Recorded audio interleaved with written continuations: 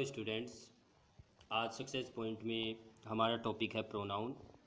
आज हम प्रोनाउन के बारे में सीखेंगे कि प्रोनाउन क्या होते हैं और इनके यूजेज क्या हैं, इनके कितने टाइप्स के हैं, और ये महत्वपूर्ण टॉपिक होने के कारण इसको ध्यान से समझना है और सबसे ज़्यादा एग्ज़ाम में पूछे जाने वाला टॉपिक है हर प्रकार के एग्ज़ाम में। तो सबसे पहले हम देखते हैं कि pronoun, what is a pronoun. तो a word which is used instead of a noun, एक नाउन के स्थान पर आने वाला शब्द ही प्रोनाउन कहलाता है। अब आपको ये भी ध्यान रखना है कि यदि नाउन के स्थान पर कोई शब्द आता है वो प्रोनाउन होता है, तो जिस प्रकार से नाउन पर किसी भी नंबर जेंडर का प्रभाव पड़ता है उसी प्रकार से प्रोनाउन पर भी पड़ता है। और बहुत ही आसान भाषा में हम इन चीज़ों को समझेंगे कि क्या क्या प्रभाव एक प्रोनाउन पर पड़ता है। उससे पहले हम इसके टाइप्स पढ़ेंगे कि कितने टाइप्स का होता है। तो मेनली हमें इन टाइप्स का अध्ययन करना है। सबसे पहले हमारा आता है पर्सनल प्रोनाउन, फिर possessive pronoun, demonstrative pronoun, distributive pronoun, reciprocal, reflexive, emphatic, indefinite pronoun, relative pronoun और इंटरोगेटिव प्रोनाउन। तो इस तरीके से आपको इन महत्वपूर्ण प्रोनाउंस के बारे में जानना है, समझना है और इनके यूजेस देखने हैं कि कहाँ कहाँ इनका यूज होगा। और सबसे ज़्यादा एरर इसी चैप्टर में से पूछे जाते हैं, तो उसको आपको बहुत ही सरल भाषा में समझना है और सबसे महत्वपूर्ण टॉपिक है।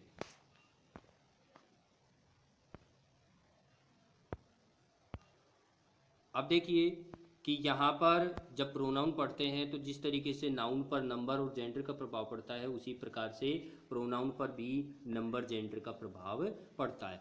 तो नंबर के रूप में हमारे सिंगुलर और प्लूरल दो प्रकार के नंबर हैं इंग्लिश में।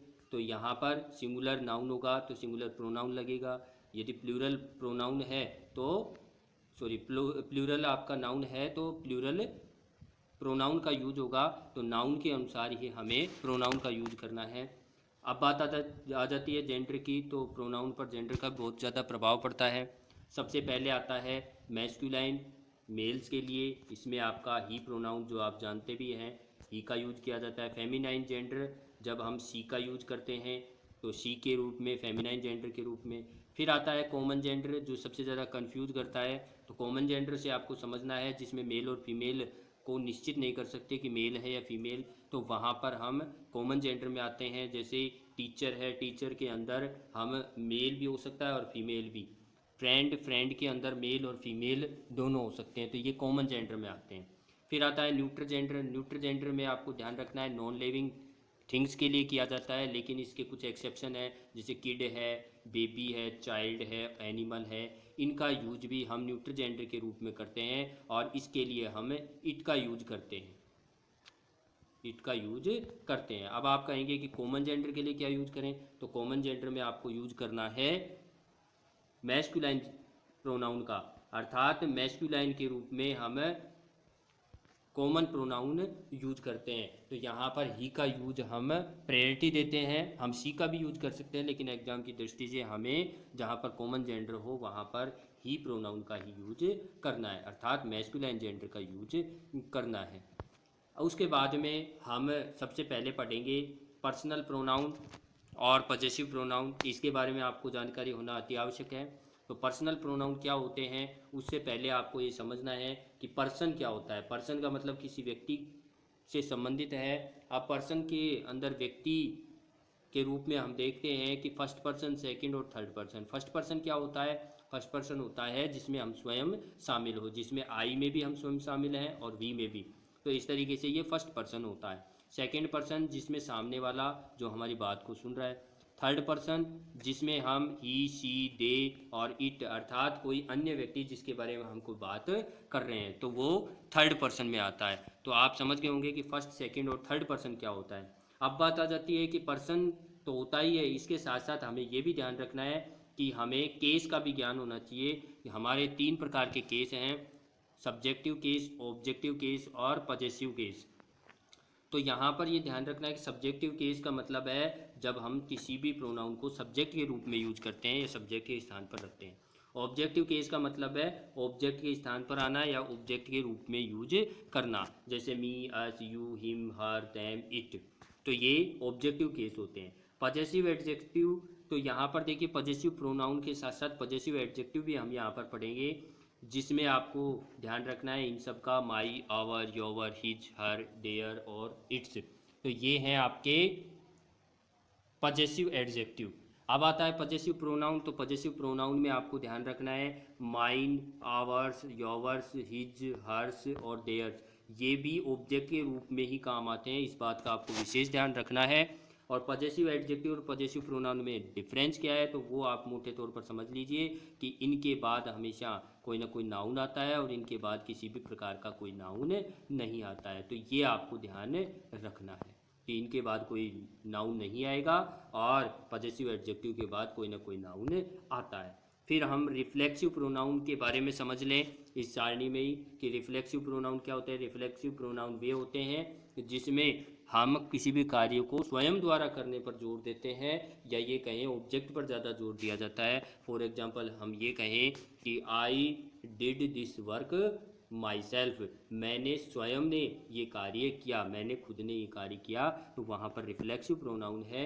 तो वहाँ पर हमें myself, ourselves, yourselves, himself, herself, themselves, itself, इनका यूज करना होता है। अब ये भी ध्यान रखना है कि आई का यूज हम सिंगुलर और प्लूरल दोनों के लिए करते हैं, वी का प्लूरल के लिए करते हैं, यू का हम सिंगुलर और प्लूरल दोनों के लिए कर लेते हैं, लेकिन अधिकांशतः हम हेल्पिंग वर्ब प्लूरल की लगाते हैं। ही का यूज हम सिंगुलर के लिए हमेशा, सी का सिंगुलर के लिए और थर्ड पर्सन में दे का प्लूरल के यूज करते हैं, और इट का इनएनिमेट या नॉन लिविंग थिंग्स के लिए हम यूज करते हैं सिंगुलर प्रोनाउन के रूप में। तो ये भी आपको ध्यान रखना है। तो अब इस टेबल से आप समझ गए होंगे किस तरीके से प्रोनाउन का सब्जेक्टिव, ऑब्जेक्टिव केस और पजेसिव केस में किस तरीके से यूज किया जाता है। इनके अब हम रूल्स पढ़ेंगे और उन रूल्स के आधार पर ही क्वेश्चन सोल्व होगा। और ये भी आपको ध्यान रखना है कि यदि कोई वर्ब आती है, वर्ब से पहले हमेशा सब्जेक्टिव केस, यदि वर्ब के बाद आता है कोई प्रोनाउन तो वो ऑब्जेक्टिव केस में होगा, और जब भी हम किसी के साथ संबंध दर्शाते हैं तो पजेसिव एडजेक्टिव के रूप में, और ऑब्जेक्ट के रूप में हम पजेसिव प्रोनाउन का भी यूज करते हैं, जहाँ पर हमें अपना होने का अर्थात पजेसिव एडजेक्टिव का ही आभास होता है। अब हम पढ़ेंगे सीक्वेंस ऑफ प्रोनाउंस। अब बात आ जाती है कि अब तक हमने नॉर्मल वे में पढ़ा, अब हम पढ़ेंगे कि यदि एक से ज़्यादा हमें प्रोनाउन एक ही सेंटेंस में मिल जाएं तो वहाँ पर हम क्या करेंगे। तो विशेष रूप से आपको ध्यान रखना है कि जब भी सिंगुलर प्रोनाउन यूज हो रहे हों सब्जेक्ट के रूप में कि एक साथ एक से अधिक, तो वहाँ पर 2, 3, 1 अर्थात सबसे पहले सेकेंड पर्सन, फिर थर्ड पर्सन और फिर फर्स्ट पर्सन, इनका यूज हम करेंगे। यदि आपको प्लूरल प्रोनाउन दिए हुए हों और एक से अधिक हों तो आपको ध्यान रखना है ये क्रम होगा 1, 2, 3, अर्थात पहले सबसे पहले फर्स्ट पर्सन, सेकेंड पर्सन, फिर थर्ड पर्सन। तो इस तरीके से आपको प्रोनाउंस का यूज करना है। इसके साथ साथ एक थ्योरी और आती है, ये आप ये कह सकते हो एक एक्सेप्शन मान लो, या इसके साथ ही इस नियम को आपको ध्यान रखना है कि पॉजिटिव सेंस में हम 2, 3, 1 वाले प्रोनाउन के सीक्वेंस को देखते हैं और नेगेटिव सेंस में हम 1, 2, 3 वाले सीक्वेंस को देखते हैं। For example you, he and I are going to Jaipur tomorrow, तो यहाँ पर हमारा जो सीक्वेंस है वो क्या है, सेकेंड, थर्ड और फर्स्ट, यानी हमारा 2, 3, 1 वाला जो सीक्वेंस है वो यहाँ पर लागू है, और ये एक पॉजिटिव सेंस देने वाला सेंटेंस है, तो यहाँ पर हम 2, 3, 1 वाला ही सीक्वेंस काम में लेंगे। लेकिन दूसरे वाक्य में देखें they, we and you are going there, तो यहाँ पर हम यूज करें कि ये एक प्लूरल प्रोनाउन है तीनों ही, तो यहाँ पर हमने क्या यूज किया कि थर्ड, फर्स्ट और सेकंड। तो क्या ये सही है? बिल्कुल नहीं, यहाँ पर ये सीक्वेंस नहीं आएगा, यहाँ सीक्वेंस आएगा 1, 2, 3। किसके अनुसार? हमारे इस रूल के अनुसार कि प्लूरल प्रोनाउन हो तो हम क्या करेंगे, यहाँ पर फर्स्ट, सेकंड, थर्ड पर्सन का यूज करेंगे। तो सबसे पहले वी, फिर उसके बाद में यू और उसके बाद में डी, इनका यूज हम करेंगे। तो विशेष रूप से आपको ध्यान रखना है।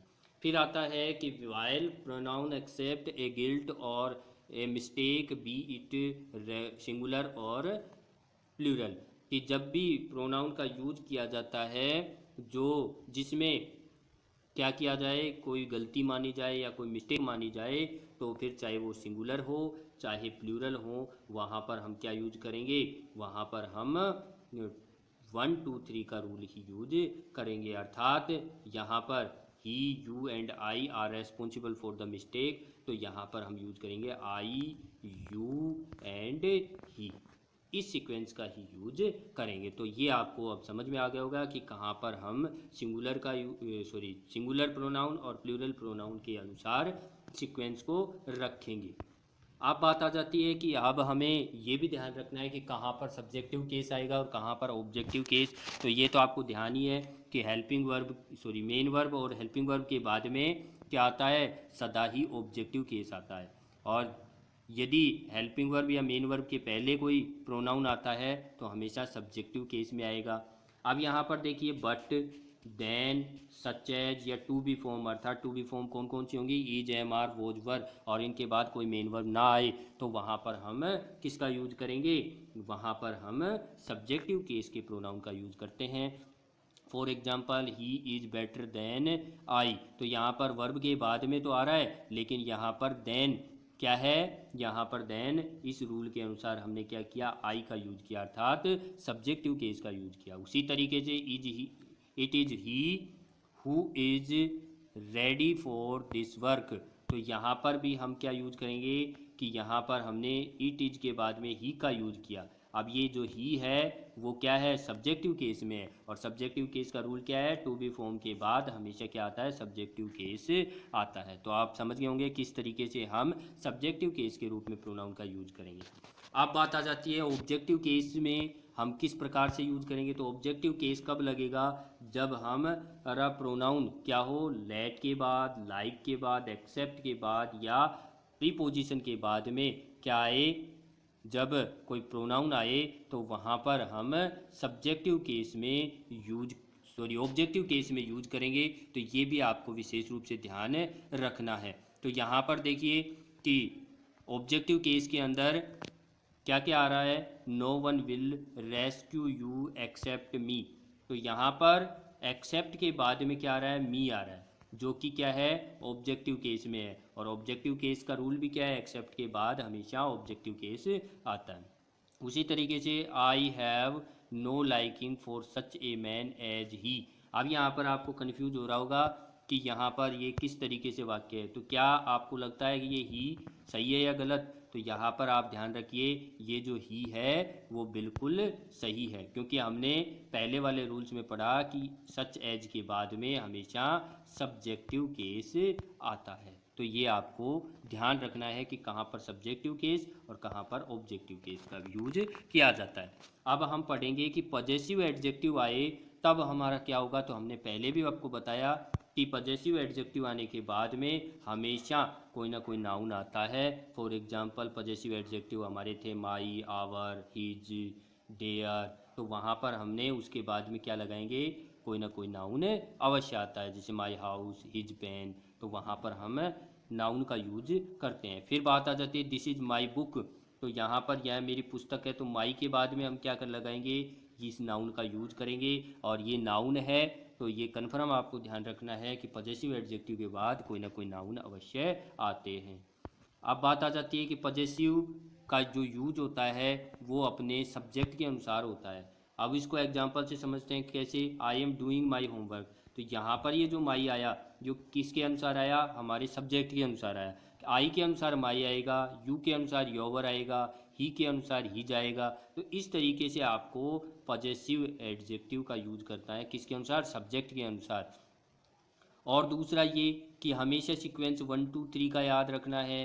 1 2 3 के हिसाब से ही हमें पॉजेसिव एडजेक्टिव का यूज करना है। 1 2 3 क्या कि सब्जेक्ट के लिए तो हम क्या करते थे, 2 3 1 और 1 2 3 दो प्रकार के रूल यूज करते थे, लेकिन पॉजेसिव एडजेक्टिव लगाते हैं तो हमें एक ही रूल याद रखना है, 1 2 3। अर्थात यदि आपका फर्स्ट और सेकंड पर्सन का कोई सब्जेक्ट है तो वहाँ पर हम आवर लगाएंगे, यदि सेकंड और थर्ड पर्सन का है तो वहाँ पर हम क्या लगाएंगे, योवर का यूज करेंगे। फॉर एग्जांपल यू एंड ही, तो यू एंड ही के साथ में हम क्या करेंगे कि यू सेकंड पर्सन है और ही थर्ड पर्सन है, यानी सेकंड और थर्ड मिलकर क्या बनाएंगे, योवर लगेगा। अर्थात you and he are cleaning your brush, तो यहाँ पर योर ब्रश का यूज किया। योवर किसके अनुसार आया, इस यू के, यानी पहले यू आ रहा है अर्थात ये सेकंड और थर्ड अर्थात 2 और 3 थर्ड और पर्सन के अनुसार हम यूज करेंगे। फिर आता है ही एंड आई, तो यहाँ पर ही एंड आई में आपको क्रम ध्यान रखना है, फर्स्ट और सेकंड और थर्ड। तो यहाँ पर फर्स्ट और थर्ड आ रहा है, इसका मतलब हम आवर का यूज करेंगे क्योंकि प्लूरल प्रोनाउन का ही हमें यूज करना है, पॉजेसिव एडजेक्टिव का। यू एंड आई, इसमें भी हम फर्स्ट और सेकंड का यूज करेंगे, तो आई और यू के लिए हम आवर का यूज करेंगे। तो अब आप समझ गए होंगे कि जहाँ पर हमें पॉजेसिव एडजेक्टिव का यूज करना होता है तो वो किसके अनुसार करते हैं, हम 1 2 3 के सीक्वेंस के अनुसार करते हैं। फिर हम देखेंगे कि पॉजेसिव प्रोनाउन के बाद में किसी प्रकार का कोई भी नाउन का यूज नहीं किया जाता, ये आपको कन्फर्म याद रखना है। जैसे दिस हाउस इज़ माइन, तो यहाँ पर माइन क्या है, पॉजेसिव प्रोनाउन है और इसके बाद में किसी भी प्रकार के नाउन का यूज नहीं होगा। यदि हमें नाउन का यूज करना है तो हम किस तरीके से करेंगे इस वाक्य का use, this is my house, तो माई के बाद क्योंकि पॉजेसिव एडजेक्टिव है वो, उसके बाद में हाउस अवश्य आता है, तो वहाँ पर हमें क्या करना है, पॉजेसिव एडजेक्टिव का यूज करना है। लेकिन यदि कोई नाउन नहीं आता है तो वहाँ पर पॉजेसिव प्रोनाउन का यूज करेंगे। पॉजेसिव प्रोनाउन का हम ऑब्जेक्ट के रूप में भी यूज करते हैं। For example he has lost my notebook as well as yours, तो यहाँ पर देखिए कि कन्फ्यूज क्या होता है कि हम क्या करते हैं कि यू के चक्कर में कि ये यू सब्जेक्टिव केस है, यहाँ पर यू होना चाहिए, लेकिन नहीं, यहाँ पर योवर्स किसके लिए आया है, माई नोटबुक के लिए, अर्थात यहाँ पर माई नोटबुक है तो यहाँ पर योवर बुक है। अब योवर बुक लिखें जब तो यहाँ पर हम नोटबुक को क्या करेंगे, रिपीट करेंगे, लेकिन हमें रिपीट नहीं करना, रिपीटिशन से बचना है, तो हम क्या करेंगे, योवर्स, इसका मतलब क्या हुआ, योवर नोटबुक, आपकी पाठ्य पुस्तक। तो इस तरीके से आपको ये ध्यान रखना है कि हमें प्रोनाउंस का यूज उसके अनुसार, उसकी कैरेक्टरिस्टिक्स के अनुसार यूज करना है। तो आपने सबसे पहले ये पर्सनल प्रोनाउन के बारे में पढ़ा और इनको सीखा। आगे हम अदर प्रोनाउंस के बारे में चर्चा करेंगे और सीखेंगे किस तरीके से इनका यूज किया जाता है और किस तरीके से हम इनको सीख सकते हैं।